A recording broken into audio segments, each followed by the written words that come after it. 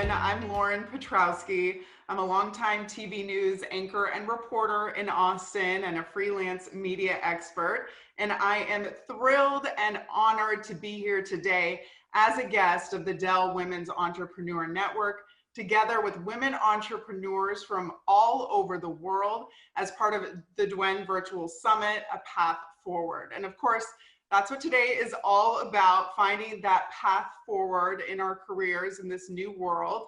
I'm very excited that I get to introduce founder and CEO Kendra Scott, a woman entrepreneur who grew her company from just $500 in 2002 into a $1 billion valuation with more than 100 stores nationwide and a thriving e-commerce business. Kendra is a talented designer, a loving mom, a passionate philanthropist, a friend, and someone that I have admired for years.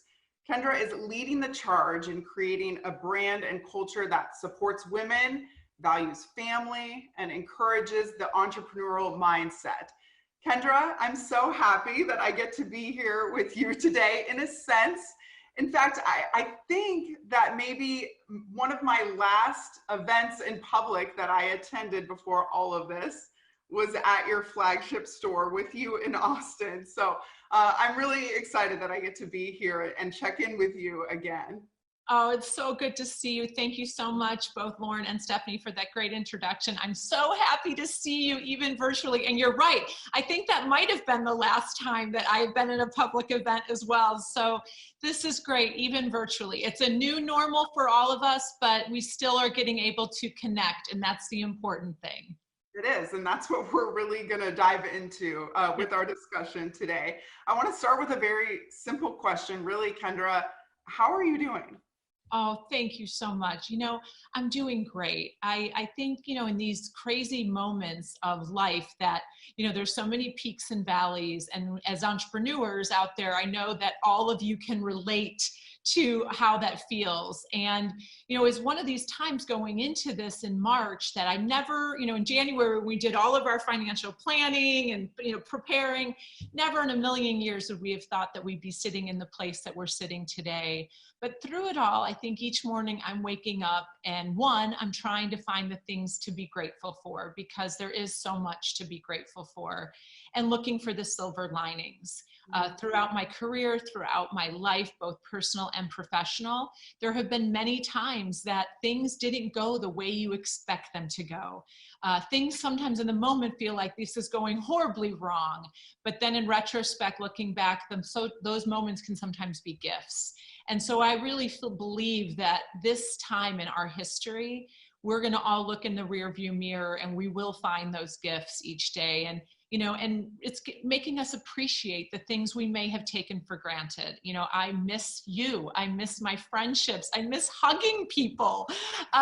You know, I'm a hugger, as you know, and it's those simple things that I think we take for granted in our life, you know, previously, that now I'm so thankful that I know someday I'll be able to hug you all again, and I will never take those moments for granted.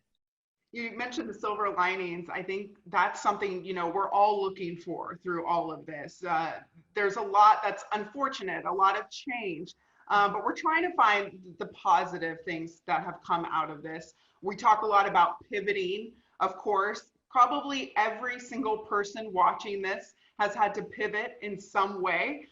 So let's talk about what your company is doing differently today. You've had to innovate during this time.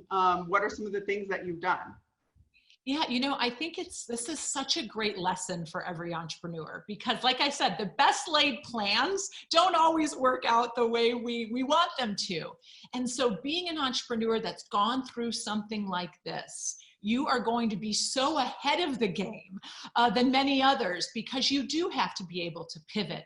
You have to shift quickly. You have to be able to look each day. Sometimes we're looking by the hour and making different decisions based on new news or what's happening in certain areas of the country. And so that ability to pivot and shift has actually been, for me, really exciting. As we've grown over the last 18 years into a bigger brand, we still have that kind of startup, small business mentality in many ways, But this pandemic has really allowed our team to really roll up their sleeves and get back to that startup mentality of collaborating and quickly taking action on things. So some of those things, curbside. We had actually been looking at doing curbside for holiday. We've got a lot of stores in Texas that are very crowded during the holiday season. We have a lot of busy ladies out there that don't have time to wait in line in the stores. So I really wanted to provide a service for them during the holiday shopping experience that they could call in with their kiddos in the car seats and pick up, their gifts and be on their way. That was something that we ended up speeding up and offering, right away when we were able to start opening our stores in a limited capacity. That curbside technology of buy online, pick up in store, select your store, that was a technology that we had to bring quicker, and really, again, our team had to work a lot faster than planned, but that was planned for later. The virtual try-on, that had been something that I have wanted for about 2 years, and it took the pandemic to make our team really realize how important this was. If you've ever been in a Kendra Scott store, I have little signs that say, have fun, try on. I want our customers to be able to see the product, feel the product, see what it looks like on them before they purchase. Now we couldn't do that. So how do we do it? We did it through virtual try-on. Another great piece of technology. So it's how do you bridge that human interaction in a way today through our computers, through our tablets, through our cell phones, and figuring out how we can still connect. Another big way for me, as you know, is we're so philanthropic at Kendra Scott. And so getting out into my community, having Kendra Gives Back events in our stores where you can come in and support a local charity, that was a big thing for me that was really just breaking me up, that we weren't able to have these KGB, what we call Kendra Gives Back events, because we couldn't open our stores to them. So we did virtual Kendra Gives Back events so these organizations could use the code and shop online. Wow, that's really incredible to hear how many virtual events that you've done, including the Kendra Gives Back, because I know, of course, like you said, that is so important to you. So to be able to still do that and take it online. Let's talk about the status of the company at this point. Of course, we know that parts of the country have reopened. Here in Texas, a lot has reopened. Stores, some of them have reopened their doors. What's the status of your stores and the latest with the company right now? So we're looking at, obviously the first and foremost concern for me is the safety and health of our customers and our employees. Every decision we make, as you know, family is my first core pillar. And we treat our customers and our employees like our family. And I want our family healthy and I want them safe. And so as we're looking at each market, it's what are we going to do today to make sure that is the first thing we do while still bringing them joy. And as you know, I'm wearing my yellow dress today to bring sunshine to everybody. We want to continue to surprise and delight our customers. We want to make them smile. We want to make them know we're connected to them, but we have to do it thoughtfully. And this is a time unlike any other. So safety and health is our first priority, and we're going to continue to put that first and still be able to figure out unique, innovative ways to make our customers smile. And look, we're all doing these Zoom calls. What's better than jewelry? So we're getting it to our customers in the healthiest way possible, and still doing it to where we can support our communities. So, you think about the pandemic, so many other nonprofits need our help too right now. And so what I love that we're able to do is because we have philanthropic managers in all different areas of the country, we're able to still go out, and we've got those boots on the ground to go out to those organizations and support them. And so we're utilizing our team to do a lot of those things right now and continue to do good. Okay. You talk about these decisions. I mean, I can't even imagine how many difficult decisions you've had to make over the last more than 3 months. Can you think of what may have been the most difficult decision? I think, when I look back in early March when we really were realizing how serious this was, and the idea of closing all of our stores, we were one of the first companies to announce that we were going to go ahead and actually close our doors. And that's a big decision to make, because our stores are, it's like your home. And that is a place we've created for our customers to have community, to have time to be together, have these special events and moments in their life. And I think that was a really sombering moment to know that that part of it, that human touch, which we're all about at Kendra Scott, we were going to have to change. And that night before we made that announcement, I don't think I got a wink of sleep, thinking about how it would affect our employees, how it would affect our customers. And then, the next morning after, going, okay, this is our new reality. Now let's get to work and come up with solutions. We've got to move forward, and that's what we've done. As the leader of a company like yours facing a crisis like this, how do you get your mind in the right place for making these very difficult decisions? I can imagine it would be easy to just shut down, not want to deal with this sometimes. But of course, that's not what you've done. How do you get your mindset right? I said to somebody the other day, being a CEO or being a business owner during this time in history is probably one of the toughest jobs out there, because you have lives, you have families' lives that you're responsible for. And the decisions that you make, every single decision matters, and it's important, and they're heavy on you, or they're heavy on my heart to figure out what we're doing each day and how do we, do all the things we need to do it the right way. And when you're doing something that's never been, this is something in that we've never experienced anything like this. So we don't have a guidebook. There's no manual for any of our CEOs or business owners out there. We're literally each day just trying to do the best that you can. And I think for me, I always just put myself in my customer's shoes. I listened more than I talked. I asked what she needed, and then my employees, what do you need? How can I support you? What more can we do to be there for you? And I think as a CEO or a business owner right now, listening and really being thoughtful and being present, communication is key. I've done so many video conferences and Kendra chats and just trying to stay connected. I think every employee that I had that have children, I sent them toys to their houses that were activities from me with a note, because I wanted them to know that I get it. I'm a mom of a 6-year-old. So I sent them toys that there could be where maybe it was 30 minutes that they would be doing some type of artistic activity or digging for rocks out of a thing, with National Geographic. We did all these crazy things, but it's putting myself in their shoes and how could I help make each of their days a little better? And also that we are creating the solutions together. This isn't just a top-down approach. You've got to be able to listen. You've got to be able to build from the whole team. And when you have that collaboration, that's when you can do remarkable things, because everyone's voice has been heard.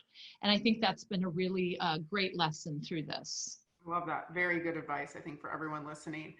You mentioned having, your 6-year-old at home. That leads me kind of to my next question.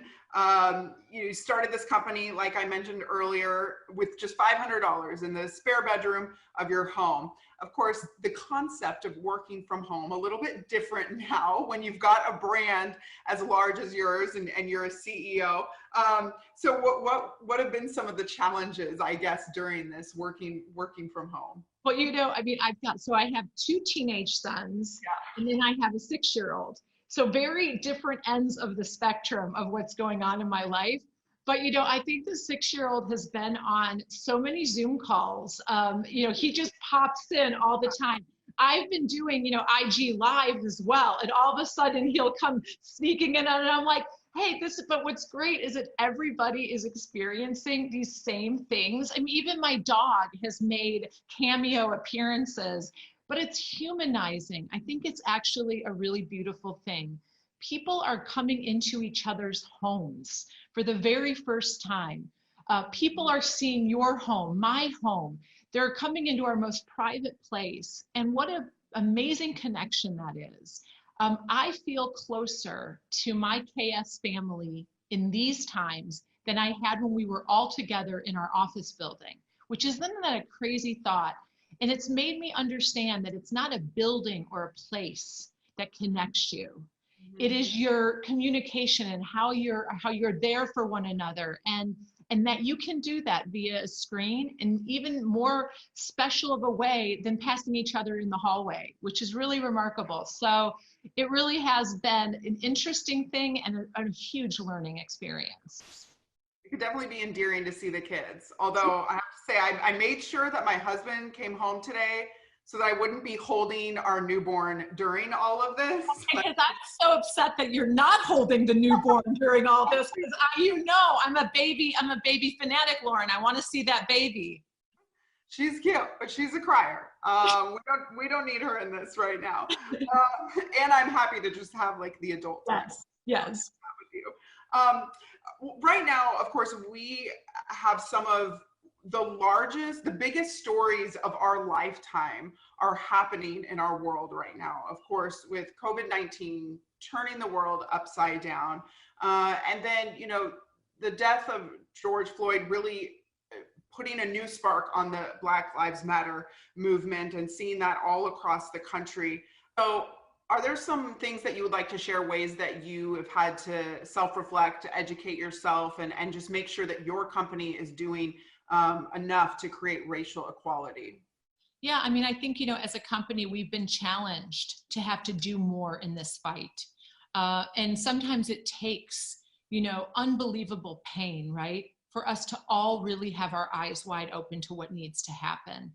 And, as a leader of our organization, having those tough conversations, but listening and educating ourselves so that we can be better and that we can make sure we're doing our part to stop racial inequality in this country and around the world. We've been also aggressively donating to different organizations. We've worked with this fabulous organization called The Conscious Kid, which is giving books and educational materials to children so that our children, our grandchildren can understand and learn now, so that we're hopefully setting up generations to come, that this world will look different than it does today in 2020. The NAACP, we've made donations to them as well, and really getting our employees involved in what organizations should we be contributing to? How can we make sure that we're educating our own staff as part of our onboarding and really looking at this deeper? And I think that's what, is really, it's been an opportunity for all of us to just be more self-aware, but then also look within our organizations to really bring that awareness out to our people. Kendra, of course, you are someone that I think a lot of business owners getting started look up to.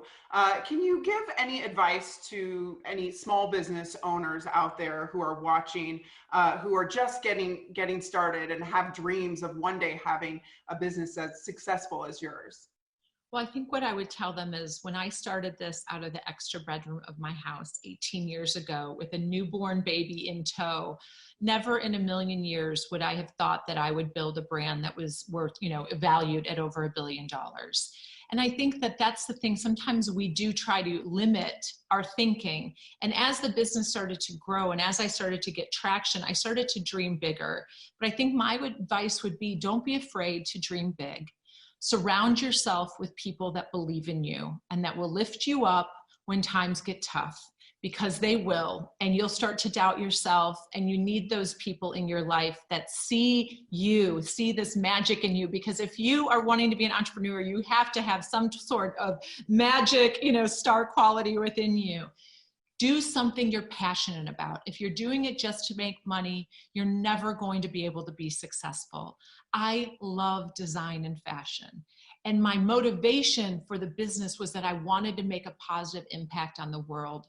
And I wanted to create a company that allowed me to be a mom and still have a business. And I think when you really look at your core values, you really look at how you want your life to look and the world around you to look, and you build a business around that, watch out, the sky is the limit, because you will wake up every day and you will never go to work. You heard it, ladies. Kendra, thank you so much for your time today. We really appreciate it. Thank you for joining us. Thank you. So much fun, and love all you amazing women entrepreneurs out there. Just keep going. You've got this, ladies.